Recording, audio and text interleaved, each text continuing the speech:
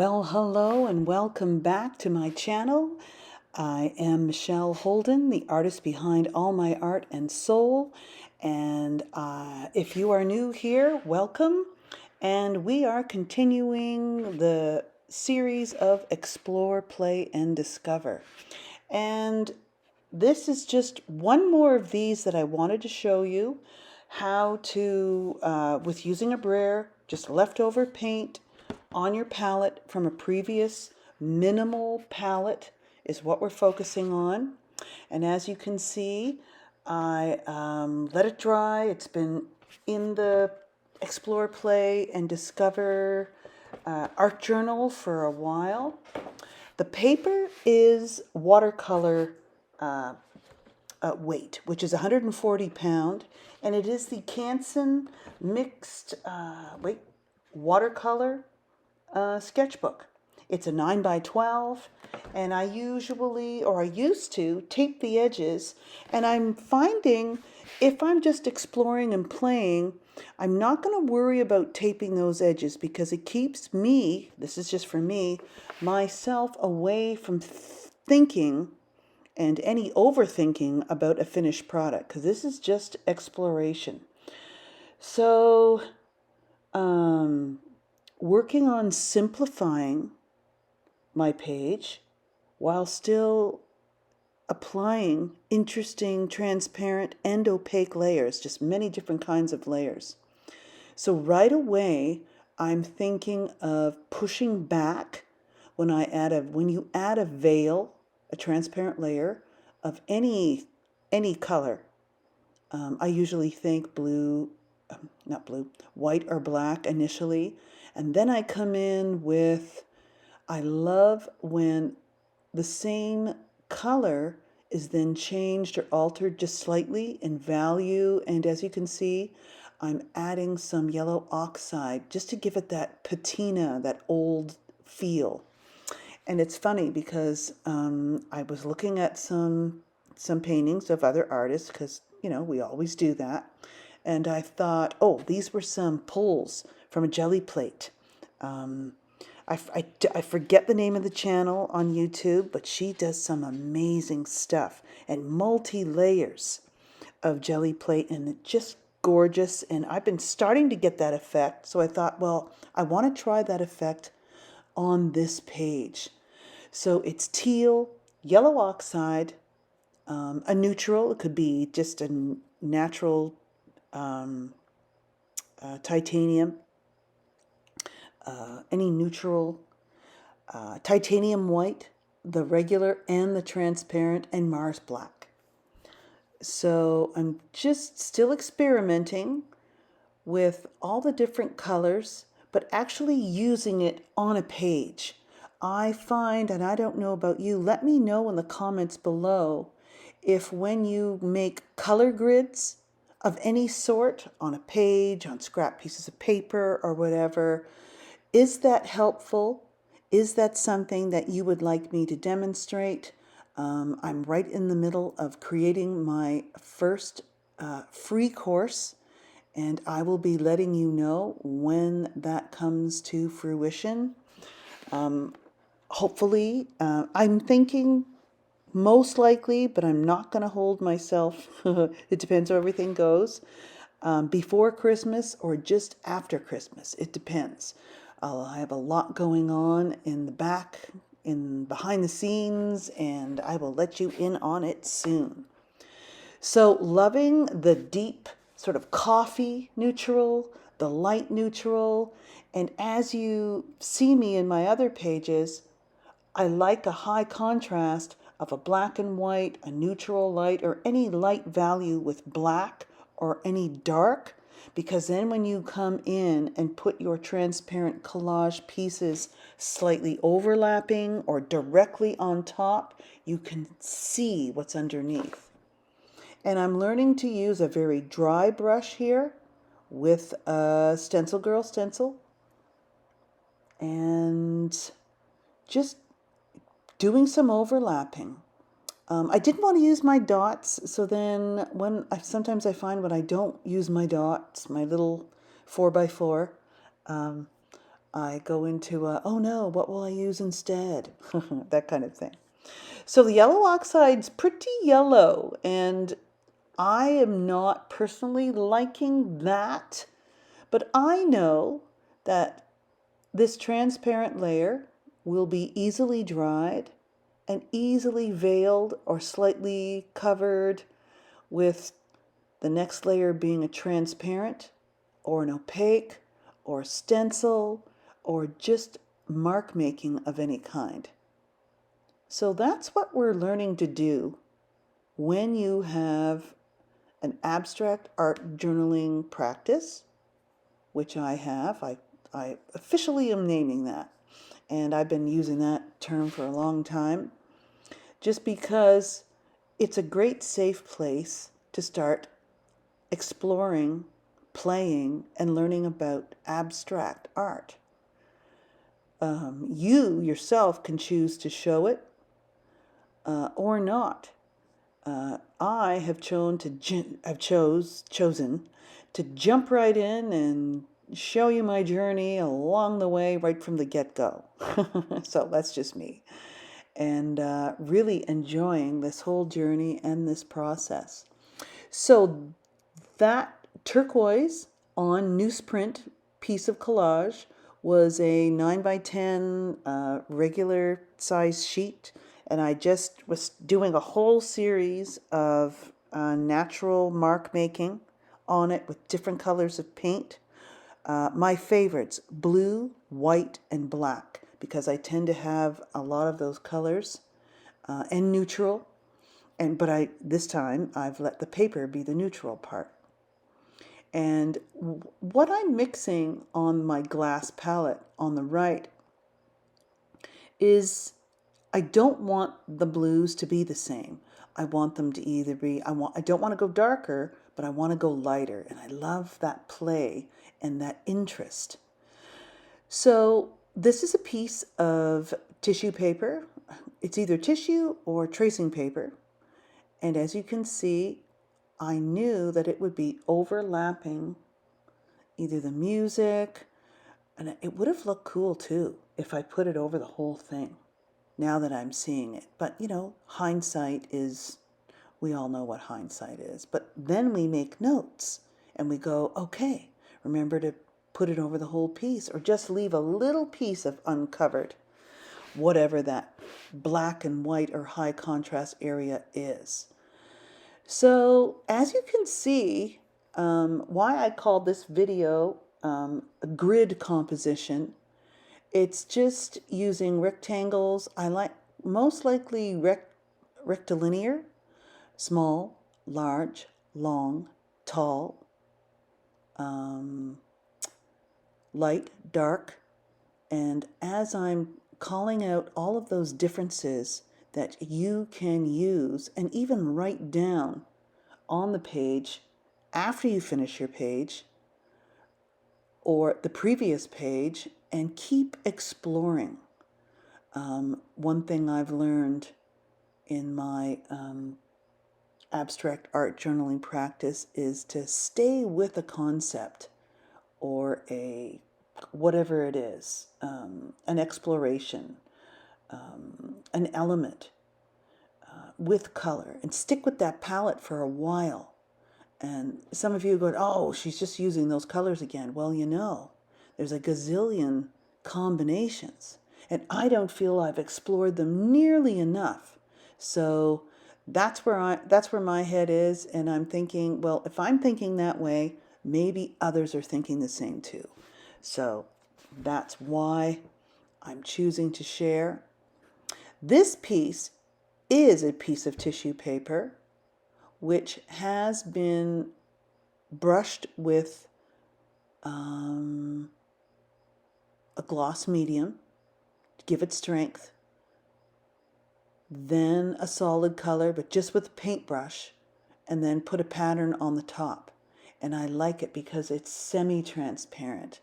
And sometimes I go horizontal all the time. This time going tall really worked. And I like how that dark blue created a sort of an interesting shadow underneath. But if you stay for the whole video. You see it's almost like an H forming because of the blues. Now, I could have brought that, and I will, with a solid piece of collage, bringing that blue over to the left. So then we get a cohesive left to right kind of with your eye, which moves and doesn't get stuck in different areas. So that's what I call sort of, it's not a pre-planned composition. It's like an intuitive composition, and these things happen as you go. But it takes time. This has taken a while. Ooh, I like that. See, I didn't notice that because you're so enthralled in another aspect of the page. Did you notice how that curve of that line really went well and carried the eye over from the right to the left? Darn, I'm so going to write those notes down next time. So I'm making sure I'm not overusing the black, but since there's already some interesting black going on, I think giving it some weight at the bottom is going to work. Now, what do you think? Going light, I'm not one for light unless the whole thing is going to be light. We could have kept totally light and just went blue and neutral, which I haven't done in a while. I know if you check out my channel, I've got a lot of mixed media, my affirmation series, also my of earth and sky. I keep forgetting to talk about that one.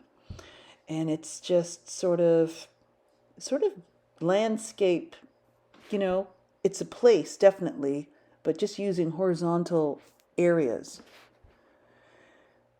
So as I was looking and thinking, oh, maybe I need to carry over and hide that or push back that darker beige of that grid of circles. And then, well, that wasn't really working. So then I thought, well, let's bring down some of that ochre or darker shade. But I put it over to the right too much. So I'm just going to leave it there. So now the eye is more fluently going up. Then I thought, oh, let's have some drips. I still am having trouble making perfect drips. So I'm going to look at different dabbers. I know with ink, this is, I only use ink once in a while, but I'm going to start using it more. It's just beautiful. I will leave the product, the type of ink and color in the description below, along with all of my list of colors and materials, as I usually do. So don't forget to take a peek. And of course, drawing it up. And I find I'm not doing a lot of drawing, so, and if I do, it's just perfect because then it gives me time to talk more about what we're viewing. So I dabbed it. Sometimes the dab works. Actually, I like it because I like a smudge and I like it to be more transparent. So, but maybe in the future, who knows? That will change. So using some pieces of cardstock are great, cut out in different shapes. I had a thought of leaving that as a negative shape. I might do a little experiment in the notes on the opposite page here after I finish to carry out that idea that it just didn't feel right, but you never know. See, that's too busy. So you have too many shapes conflicting with each other. I first thought of using the old text. We were talking about vellum paper, which is so neat. So thank you, viewer, who gave some information in last week's video about the history of vellum paper and how they're getting that thin kind of paper now, which is, of course, it's not animal skin. Like, wow, I forgot about that. It's like, geez, before paper making came, like, what did they use? So at first I was thinking, well, let's put it across the whole thing. And then I thought, well, I don't want that blue covered on the right, the vertical piece, because I want the play of that piece of collage, yes, um, with the section of paint that's already there that's in blue. And yes, it's lighter. So what you might want to practice doing when you have a lighter value and a darker value side by side, you can choose to use a stencil or marks and overlap or carry over either the darker one on the light or the lighter one on the dark, depending on your interpretation and what kind of energy or emotion that you're trying to communicate. Because abstraction is really about feel and emotion. At least that's where I'm trying to get to. So diagonally thinking, grid composition, and putting a much smaller piece, but I wanted those squares showing so the eye could recognize the same pattern as the rectangle in above center. Too busy again, so that's why I'm just using my hand signals here.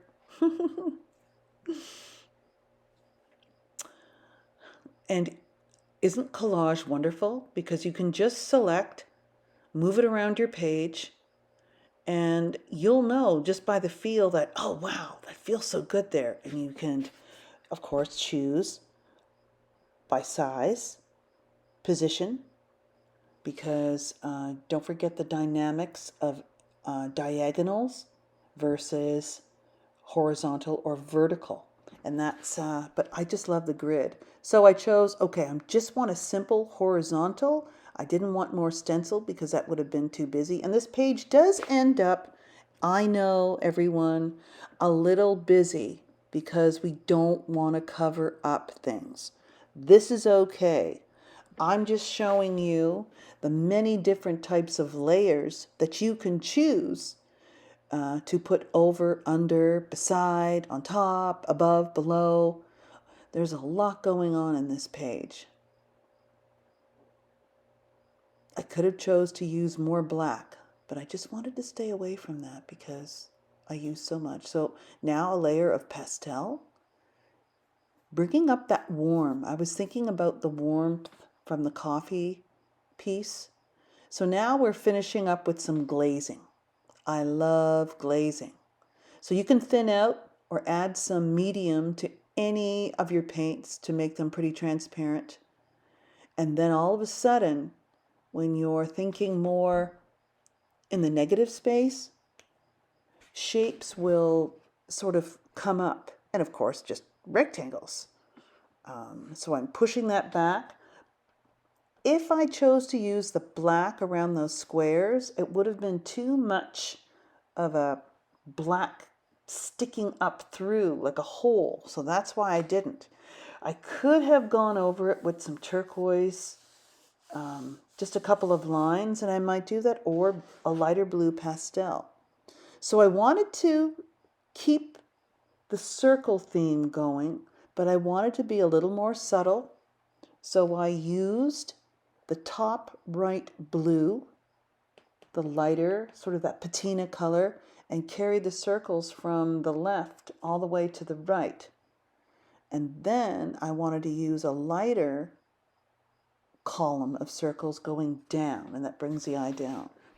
And see, just by adding that little bit of black, but not coming up too high, giving it a little bit more of a base, that even added to the simplification of that busy area down there.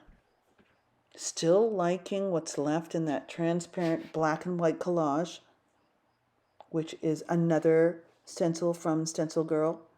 I should just be promoting Stencil Girl. No, there's no promotions on this video. I'm just saying, mentioning the products that I love using. Okay, so what are we doing now? Yeah, that's it. And threes, odd numbers. I love using 3, 5, 7, 9. And that beautiful brush, I thought, well, the pastel didn't really pick up the energy, and it may have made it a little bit more busy, but I like that feeling of those swirls, the motion. Okay, so this page happened pretty quickly today. Still under an hour, about 45 minutes. And now I'm just finishing up. It's so interesting. Doing a nice set of I call my sprinkles, or I hate to use sprinkles. It's like I'm baking, but I'm not. The consistency of the paint has to be fluid, but not too fluid. And then here I go. I smudged it up. And then I come in with fixing that circle. Ah, great. See, things can always be fixed up. It's so good. And using the right brush, because it does spatter differently. I've tried fan brushes, chisel brushes, the curved brushes, the round brush. This is the round one. But for some reason, it just, I guess I didn't have it soaking in my water long enough. So as I finish and dry up, so I hope you are enjoying Explore, Play, and Discover. And try using a minimal palette. So the only color I only had was 2 colors with black and white, and of course the neutral. Probably didn't even need the neutral. Since I had yellow oxide, I could have lightened that up. It would have changed the temperature of the page a bit. And here comes my gold. I just love a touch of gold at the end, especially if there's a neutral. Gold and neutral, gold and pink, along with the blue, and of course some words. I am growing and changing. Change is growth. Happening as your art changes. It's a reflection of you. You're a reflection of your art, and it is amazing when you can really let go and find your voice with abstract art journaling. And here comes, I just had to have my black. I thought, so what's missing? It doesn't feel like me. And there we go. So I hope you enjoyed this week's video. And I'm going to go, wait, one more thing. Because I like putting the date. I like putting the intention. It's like, wow, I really want to get into this grid. Now, it's not as clear as a grid, but it's okay. I like it. I love the colors, and I love using a simple palette. So give it a try. Please remember to like, subscribe, and share. And I will see you in the next video.